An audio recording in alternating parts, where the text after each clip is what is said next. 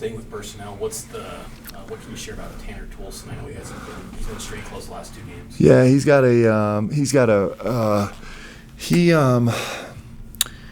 was out for the last like 6 months, 9 months of his mission, and then couldn't do anything here till the beginning of January. The beginning of September.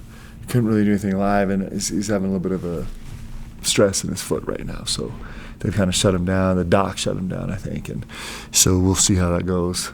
Will this year count as a red shirt then? Or because I know he played. He played, so he can't get a red shirt. I don't know if is he past the midpoint yet? If he's not past the midpoint, maybe get a medical. We'll see how it goes. I mean, it just depends on, if he makes it back or what happens. Just in general, what's your approach, like your philosophy this year on switching, particularly switching 1 through 5, if that's yeah. So we've kind of talked about this a little bit. We were 330th in 3-point field goal percentage defense. You guys heard me in here crying about that over and over again, and so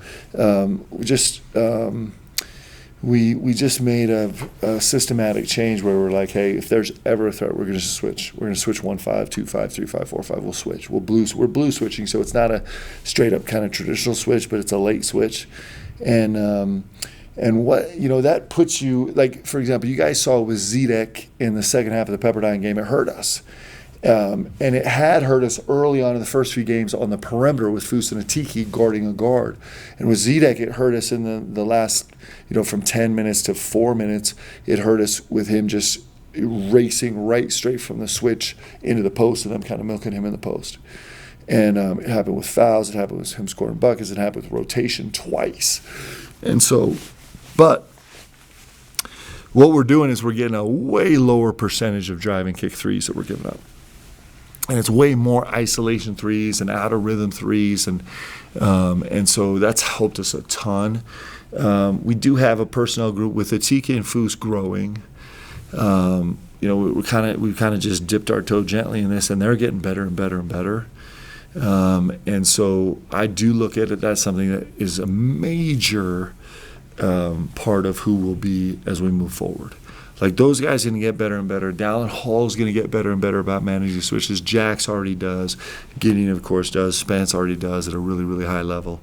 And so I think it's been something that's really, really functional for us and something we'll continue to utilize as much as we can. The toy we're messing with right now is, can we switch everything? Just switch every player interchange, not just ball interchanges. And there will be time and space where we kind of mess around with that a little bit this year, and that's kind of scary too, but it could help us in the right situation. Santa Clara's top player was out, Pods, I believe. Mm-hmm. Are you kind of going into this game preparing for him to play? Yeah. We heard that he had a full workout on Saturday. He just didn't do any contact, so I have every expectation he's going to play. Everything about Atiki's game this year seems to be certainly much more confident. Yeah. His movements are much more fluid and reactionary. Where do you feel he's impressed and improved the most? Yeah.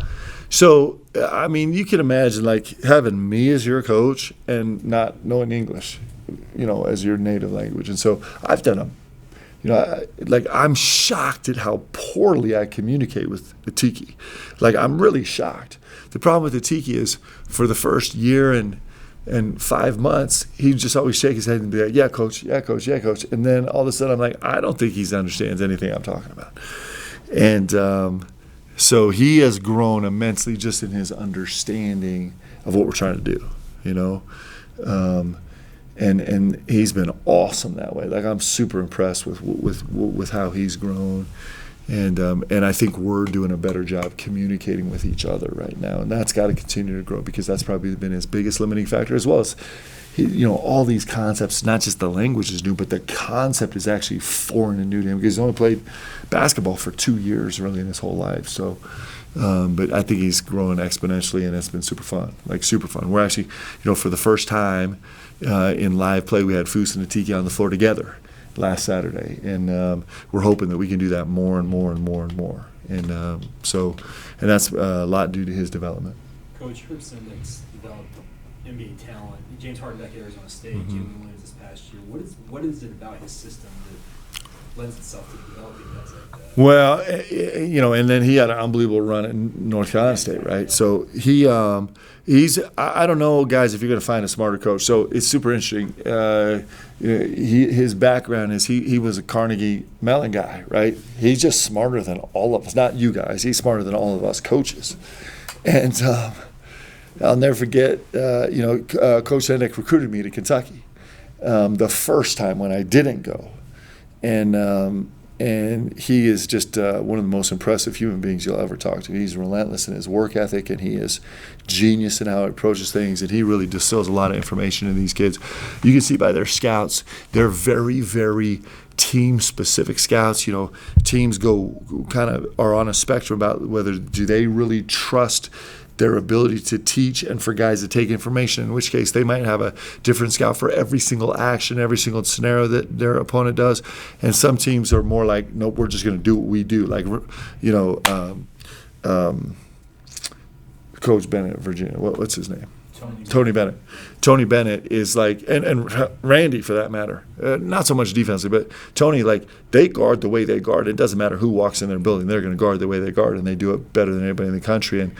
And Herb has found a way to like put a ton of information into his guys, and they really are able to take it in and execute it. And he's a great coach, man. This league, you think about the coaches in this league, and he fits right in with the top tier coaches in the league in this league, and that's saying something because they're some of the best coaches in the country. Going back to Toolson and Tiki on the floor together, what situations do you feel most comfortable doing that right now, and is there anything you need to see to make you feel more comfortable with that more? Yeah, I'd like us to be able to, it becomes a space issue with those guys. Although, both those guys can make shots, but it becomes a space and a ball handling issue. We have one less really fluid off the bounce ball handler on the floor.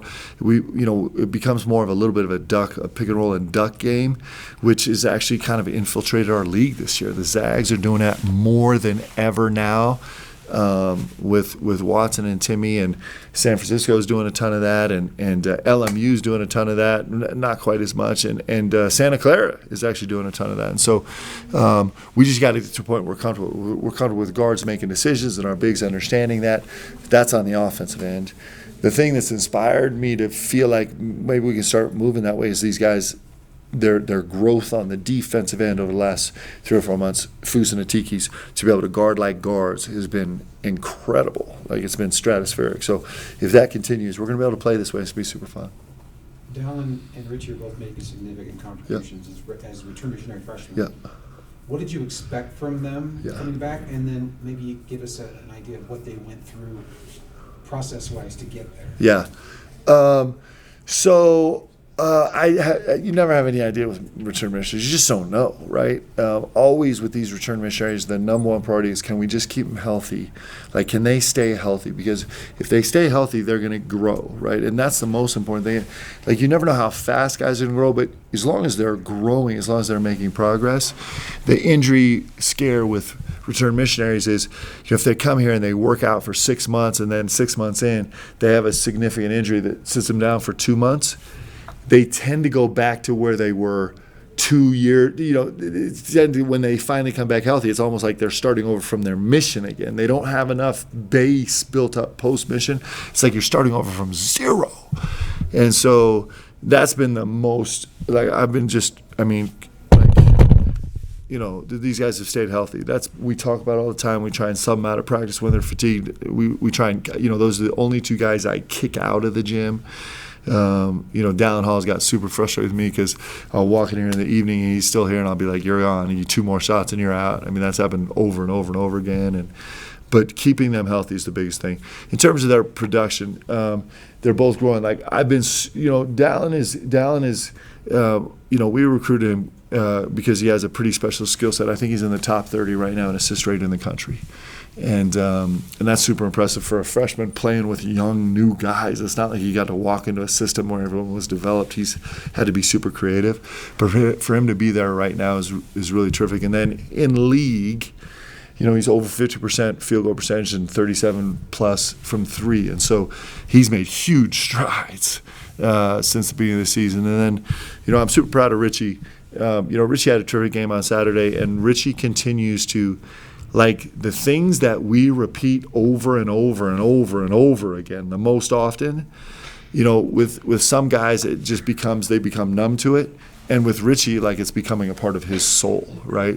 Like playing off 2 feet, he was spectacular doing it against Pepperdine. His urgency to talk in transition, like he's yelling and screaming out there, like it really matters. His willingness to get a hit, and what was really great about him on Saturday was it was probably his best game in terms of paying attention to the details of our defensive scheme. He got burned only really once badly in the game, and that's really significant for a freshman. So he's done a great job just by paying attention to what we care about, and obviously he's a terrific player, a terrific athlete. Super happy with those guys. The rest of the way, at least for the most part, you're in kind of this rhythm where you're home for 2, away for 2, and back and forth that way. Is it good to be in a rhythm like that? Does that help a team versus an extended home stretch and then out on the road for a while? Yeah. Does it matter? I think the fact that you get to be familiar with both is good. We had a stretch, I don't know, we played 1 game at home in a month, give or take, and that was hard. It was hard, one, because you kind of lose the feel of playing at home, and it was also hard because that many games in a row on the road it just wears on you. It's just hard, and we actually nosedived at the end of that long stretch of non-home games. So, I like it. I mean, it's league. Like, league is just awesome and tough. 2 more questions. How does Trevin handle the situation? Obviously, Yeah. Frustrated not being able to Yeah. play, but this is his role in terms of helping these young guys. Yeah. And dispensing his knowledge and things. Yeah, I think he's been great. He's just a mature guy, and it's really hurt us not have him out there, just because of the impact he could have on it's just different what you can share with guys when you're out there with them than it is when you're not. It just is, the street cred goes away a little bit just because you're not suffering and fighting every day, right? But short of that, he's done an unbelievable job kind of helping guys and helping them understand what's important, and he's taken the onus on himself, in quiet times, at halftime when the locker room's a little sideways, or when he sees a guy that's frustrated or down or wondering, right? He's been really great with those guys, and his role is kind of teaching guys about how to kind of grow their shot has been really good, and he continues to have a really big impact on this team, and it's nice to see him getting practice reps right now because he helps us in some of the practice reps too. Last question. Maybe staying on the Trevin thing, how much of what you're dealing with him, because it sounds like at some point this year he's going to be healthy enough to play. Yeah. Is the conversation more about, is it worth having you come back versus 2 years? Well, Is that what it's mostly about? certainly we're getting close to that stage. I mean, I think 6 months is what the end of the first week in February.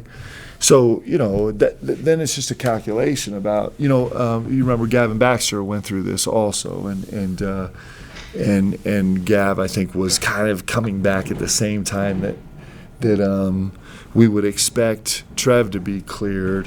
And so at that point, it's kind of like, am I coming? Gav's deal was like, this team's going to the NCAA tournament, they're going to make a run, and I'm not going to miss it. And COVID interrupted that a little bit. But yes, that'll certainly be part of the conversation. And we've kind of had soft conversations about that, but we don't have to dig deep into that until and if he gets to 100%. Will any of that be determined by where you guys are at that point in the weeks in terms of the tournament? Yeah, I think so. Probably all of that. I mean, it'll probably all come into play. It's going to be important that, with these decisions, I think it's really important that they're player-led decisions, because it just is, it's never going to work for me to force any type of scenario on guys when they're making career decisions. That's but we'll talk about it and kind of find somewhere. Okay. All right, guys. Thank you guys. Appreciate you. Thank you. Huge week, guys. Come on. Saving 10